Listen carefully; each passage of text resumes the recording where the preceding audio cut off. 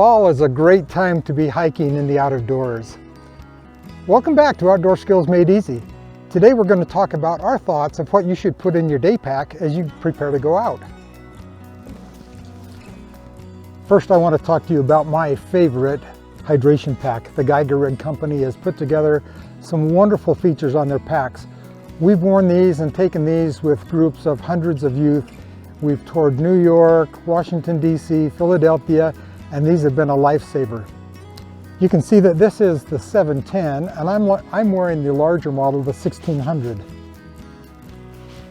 It has a little more carrying capacity and a few more pockets, and I really like that.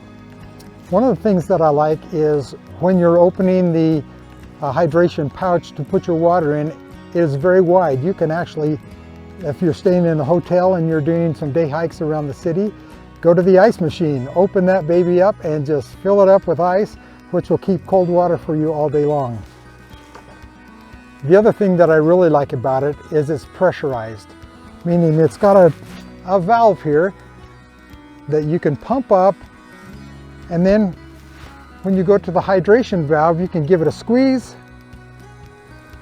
You can share your water safely, or if someone needs to wash out a wound, it's available for you to do that. If you're out in the hills and you need to wash your hands, you can do that easily also. So Geigerrig is my favorite hydration pack. Now let's show what I put in it. It's worth your effort to take a little bit of time beforehand to put the essentials in your day pack. Here are some of the things that I like to keep in my day pack so I can just grab it and go. First of all, I like to put in my first aid kit. This is the kit that we showed you how to put together in a previous video. Make sure you have your personal items in there, your preference on sunscreen, sunglasses if you like those, and one of the things that is most important, toilet paper. Here's a tip for you when it comes to toilet paper. Put your toilet paper roll in a Ziploc baggie and then position it so that you can pull the paper out from the center of the roll. This will always keep the outside of the roll clean and waterproof.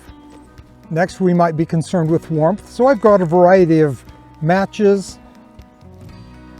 I've got a lighter, and I have a little flint and steel that I keep in my pack at all times. Also, if you get into some inclement weather, I like to keep this Life Bivy. Basically, it's a 4.1 ounce sleeping bag that you can wrap around you, keep you dry in a rainstorm, or if things get serious, could save your life.